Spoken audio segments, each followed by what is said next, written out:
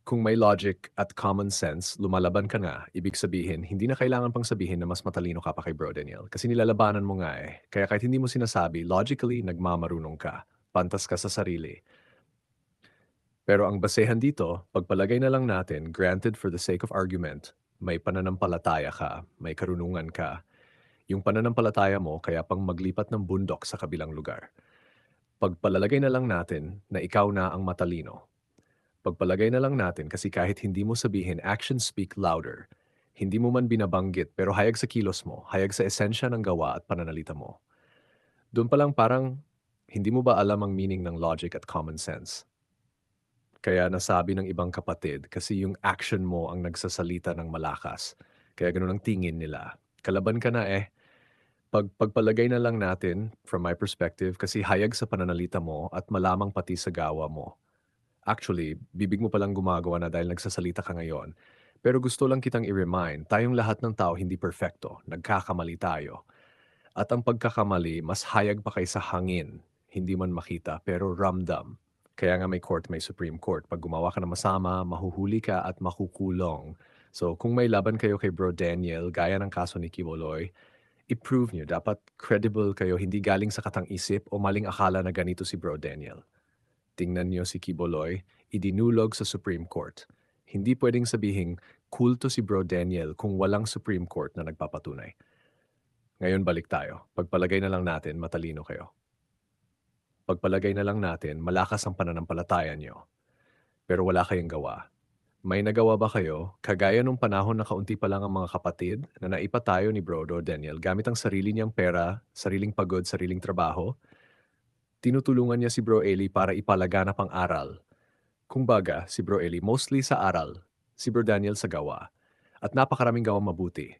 At hindi ito gawang mabuti para sa sarili o barkada, kundi gawang mabuti sa lipunan. Yun ang basehan. So ngayon, meron ba kayo nun? Pagpalagay na lang natin, pare-pareho tayong tao at may pananampalataya. Pero ang tunay na basehan dito, gawang mabuti sa lipunan. Tungkol sa ibang punto, hindi ko mawari kung ano talagang kinatisuran mo kung natitisod ka lang dahil sa kapatid. Kung ganon, mali ka. Kasi sabi mo umalis ka dahil sa kapatid. Hindi mo ba alam na hindi lahat ng kapatid ay tunay na kapatid? May nakasulat pa nga sa sulat ni Pablo, sa Korinto yata, na inasawa ng isang lalaki ang asawa ng tatay niya. Ibig sabihin, noon pa, may suwail na. Kaya ngayon, dalawa lang ang posibleng dahilan ng pagkatisod mo. One, abulyan. Two, bias mo sa sarili mong emosyon. Ibig sabihin, pinaninindigan mo emosyon mo. Ayaw mo magpadaya. Ayaw mo magparaya. Baka nasa guilt tripping ka kaya umiikot ang emosyon mo sa guilt.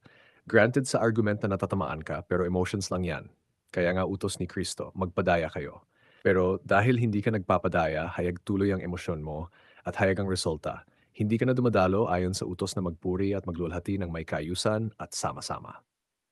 Ngayon ang tanong, nung umalis ka, meron ka bang tulad ng sa MCE, sama-samang pagpupuri na may kaayusan?